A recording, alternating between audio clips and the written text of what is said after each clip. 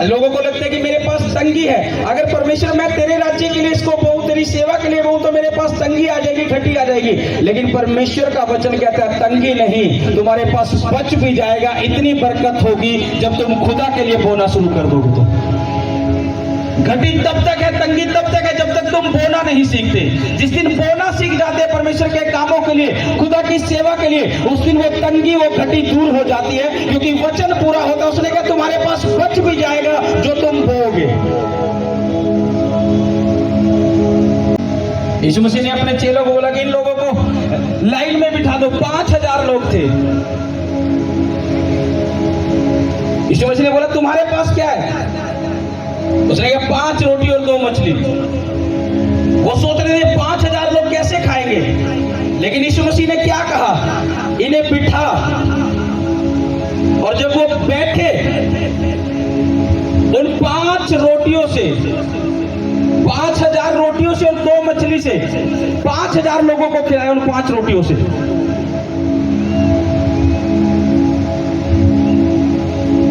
क्या कोई सोच सकता है कि 5 रोटी से 5000 लोग खा जाएंगे और उनमें से भी बच जाएगी? क्या ऐसा हो सकता है? ऐसा हो सकता है? आज के टाइम में 5 रोटी घर के परिवार के लिए पूरी ना हो, 5000 लोगों की तो बात अलग है। लेकिन यीशु मसीह ने क्या कहा? इन 5 रोटी से ही 5000 लोगों को खिलाओ। क्यों? सब लोग अपनी रोटी छिपा रहे थे, लेकिन एक बच्चा आया, उसके पास जो रोटियां थी, बाइबल में लिखा है एक जगह उस बच्चे ने अपनी रोटी दी कि ये मेरे पास है, और उन्होंने खाया। 5000 लोगों ने एक खाया, एक जगह 4000 लोगों ने खाया। लिखा है कि वो खा के 12 टोकरियां बच भी गई थी। यानी वचन तो पूरा होता है। जो परमेश्वर के कामों के लिए बीज बोया जाता है, उसमें एक व्यक्ति तंग नहीं होता, बल्कि बरकत को लेता है, उसके पास बच भी जाता है खुदा की सेवा में लगाने के बाद। क्यों? क्योंकि परमेश्वर आत्मा को देखता है, और शैतान यही चाहता है कि हम ना बोए, हम हमारी वो जरूरतें दिखाए, तंगी दिखाए हमें ऐसा है, लेकिन वो वचन नहीं दिखाएगा कि परमेश्वर ने कैसे काम किया, कि बोने के द्वारा क्या हुआ। यहाँ एलिशा ने अपने टहलुए को बोला करेगी खिला दे मेरे लोगों को जो तेरे पास। उसने कहा इतना नहीं है कि पूरा होगा, लेकिन परमेश्वर के दास एलिशा ने क्या वर्ड दिया? उसे बोला खिला, तेरे पास बच भी जाएगा। यीशु मसीह ने बोला कि इन्हें खिला, और 12 टोकरियां बच गई। एक व्यक्ति तब तक तंगी में और घटी में है जब तक वो बोना नहीं सीखता, जब तक वो ईमानदार नहीं है परमेश्वर के साथ अपने बीजों के द्वारा, उसकी सेवा में बोने के द्वारा। वो तब तक तंगी में है, घटी में है। वो चाहे कितना ही कमाने वाला हो, कितना ही अच्छा उसका फाइनेंस हो, वो चेक कर लेना व्यक्ति, वो फिर भी परेशान रहेगा, चाहे कितने अच्छा फाइनेंस क्यों ना उसके पास। लेकिन जिसने परमेश्वर के कामों के लिए बोना सीखा है ईमानदारी से, वफादारी से, उसका रिजल्ट भी चेक कर लेना, वो दूसरों से ज्यादा आशीषित होगा, क्योंकि उसने वचन को पूरा किया है अपने जीवन में। और जब एक व्यक्ति वचन को पूरा करता है तो परमेश्वर भी अपने वचन को उस व्यक्ति के जीवन में पूरा करता है, जो उसने कहा है जब तुम मेरे लिए बोओगे तो तुम्हारे पास बच भी जाएगा, ऐसी बरकत मैं तुम्हें दे दूंगा। लेकिन लोगों को पता नहीं बरकत आए कैसे।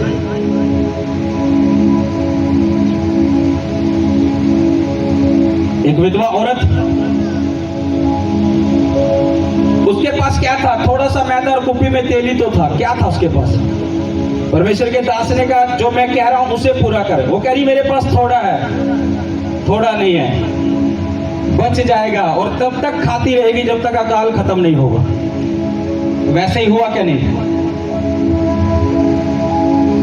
अगर परमेश्वर का दास उस विधवा औरत के घर ना जाता सारपत नगर में, तो वो कभी ना बचती, उसके बच्चे भी मर जाते और वो खुद भी मर जाती, क्योंकि उसने प्लानिंग कर रखी थी। उसने बोला था थोड़ा सा मटके में मैदा, कुप्पी में तेल है, मैं और मेरे बच्चे खाएंगे, मर जाएंगे, क्योंकि अकाल पड़ा हुआ है।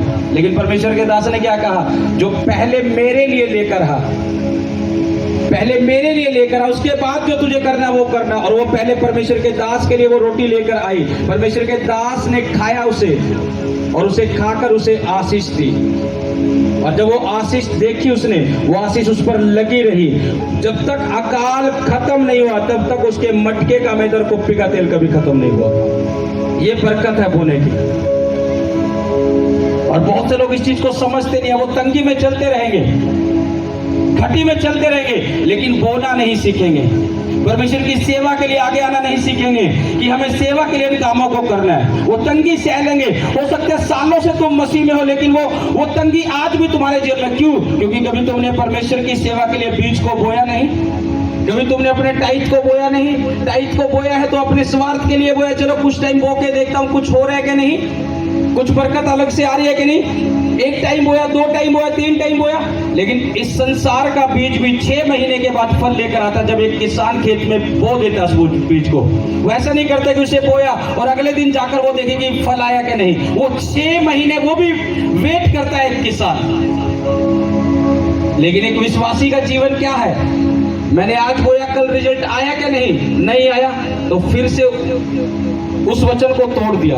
लेकिन जो बोते जाएंगे, बाइबल कहती है, क्या कहते हैं, जो रोते हुए भी बोते जाएंगे वो जय जयकार करते हुए लवने पाएंगे। एक समय तुम्हारा होगा जब तुम अपनी तंगी में भी, अपनी घटी में भी, रोते हुए भी, तब जब तुम परमेश्वर के कामों के लिए बोते जाओगे, अपने बीजों को उसकी महिमा के लिए, अपने टाइट को, अपने दशवांश को, अपने बीजों को, मन्नत की भेंटों को जब बोते जाएंगे। हो सकता है आज तुम रोते हुए बो रहे हो, लेकिन मैं आपको बता रहा हूं परमेश्वर का वचन पूरा होगा। एक समय आएगा तुम्हारा बोया हुआ व्यक्त नहीं है, तुम जय जयकार करते हुए लवने पाओगे और लोगों को तुम्हारी आशीष दिखेगी उस समय।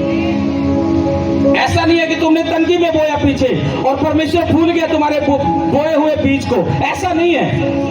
मनुष्य भूल सकता है, मनुष्य स्वार्थी है, लेकिन परमेश्वर के कामों में बोया हुआ बीज परमेश्वर भूलता नहीं। आज रिजल्ट नहीं आ रहा, लेकिन मैं आपको बता रहा हूं एक समय आएगा जो तुमने रोते हुए भी बोए हैं बीज, परमेश्वर जय जयकार करते हुए तुम्हें काटने को देगा और तुम्हारी बरकत देखने वाली होगी।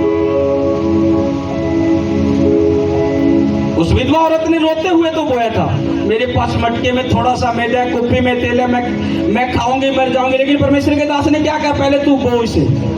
उसने रोते हुए बोया और उसकी आशीष चेक कर लो, जय जयकार करते हुए काटा। पूरा अकाल खत्म नहीं हुआ। अकाल ऐसे आते थे कि कोई फसल नहीं होती थी। जैसे मिस्र में आया था 7 साल का अकाल, कोई फसल नहीं थी, कोई खाने पीने का वो नहीं था। परमेश्वर ने यूसुफ को खड़ा किया था मिस्र को बचाने के लिए, और यूसुफ ने 7 साल उस फसल को इकट्ठा किया था, जो 7 साल अच्छी फसलें हुई थी। और अगले 7 साल जब अकाल था, एक छोटा सा भी बीज कहीं से फल लेकर नहीं आया था, ऐसा अकाल था भयंकर। यूसुफ ने भंडार भरे थे मिस्र में, और वो अकाल से बचने के लिए परमेश्वर ने उसे बुद्धि दी थी। अकाल जब पड़ते थे तो कोई फसल नहीं होती थी, मर जाते थे लोग भूखे प्यासे, ऐसा अकाल होता था। और उस सारपत नगर में भी अकाल पड़ा हुआ था। परमेश्वर ने अपने दास एलिया को भेजा कि रे सारपत नगर में जा, वहां एक विधवा को मैंने तेरे खिलाने की आज्ञा दी है। क्या परमेश्वर के पास बुद्धि नहीं है कि वो उस विधवा के पास क्यों भेज रहे, राजा के पास क्यों नहीं भेज रहे अपने दास को? हम उसके कामों को समझ नहीं सकते। हमारे पास संसारिक बुद्धि है, हम संसारिक बुद्धि से सोचते हैं कि ऐसा होगा। लेकिन परमेश्वर ने देखा था, अगर मेरा दास इस विधवा औरत के घर में जाकर खाएगा तो परमेश्वर इसे बचाना चाहता है, इसीलिए इसके हाथों से वो इस बीज को बोआना चाहता है जो इसके पास है। इसलिए परमेश्वर ने अपने दास को उसी विधवा के घर भेजा, किसी राजा के घर नहीं भेजा। तू वहां जा, मैंने राजा के मन में तेरे प्रति दया डाल दिया, राजा तुझे अच्छा खाना खिलाएगा। नहीं, उसने विधवा के पास भेजा जिसके पास कुछ नहीं था, क्योंकि उन्होंने प्लानिंग कर रखी थी कि हम मर जाएंगे और मेरे बच्चे और मैं मर जाएंगे इसे खा के, क्योंकि अकाल पड़ा हुआ है। क्या हुआ? क्या वो विधवा औरत और उसके बच्चे मर गए थे? नहीं। जैसे ही उन्होंने उस बीज को बोया, परमेश्वर के दास की लाइफ में, एलिया की लाइफ में जैसे ही बोया, एलिया ने वैसे ही वर्ड रिलीज करे और उसके मटके का मैदा और कुप्पी का तेल कभी खत्म नहीं हुआ। खुदा ने तुम्हें वो हजूरी दे रखी है, जीवित हजूरी, जहां परमेश्वर का आत्मा काम कर रहा है, जहां खुदा की सेवा में तुम्हारा बोया हुआ बीज लग रहा है। क्योंकि यीशु मसीह ने भी यही बात बोली थी कि जो बीज अच्छी भूमि पर बोया जाएगा वो फल लेकर आएगा। खुदा का थैंक्स करोगे, खुदा ने तुम्हें वो भूमि दी है। अब जो अच्छी भूमि तुम्हें दी है कि तुम्हारा बीज जब यहाँ बोया जाता है वो खुदा के कामों में लगता है, और फल वही लेकर आया बीज जो अच्छी भूमि में बोया गया है। तुमने अपना बीज किस भूमि में बोया, किस में नहीं, क्या रिजल्ट तुम्हारा है, क्या नहीं, मायने नहीं रखता। यीशु मसीह ने एक बात बोली थी, जो बीज अच्छी भूमि पर बोया गया वो फल लेकर आया। जो पथरीली पर बोया गया था कोई फल नहीं था। यीशु मसीह ने कहा जो अच्छी भूमि पर बोया गया वो फल लेकर आएगा। आज भी जब तुम अपना बीज खुदा की हजूरी में अच्छी भूमि में बोते हो, वो तुम्हारी लाइफ में फल लेकर आता है।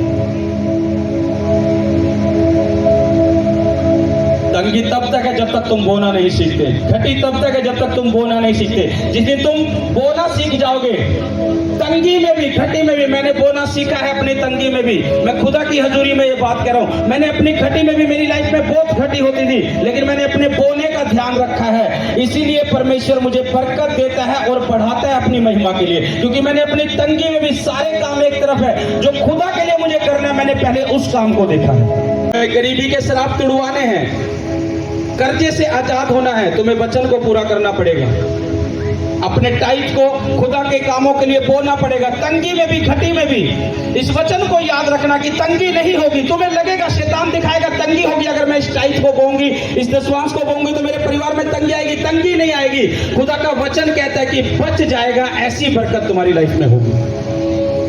और वो अपने वचन को पूरा करना जानता है। एलिशा ने अपने टहलियों को बोला कि इन लोगों को खिला के, मेरे पास कुछ नहीं है, कुछ जौ की रोटियां है, कह रहे इतनी लोगों को पूरी नहीं होगी।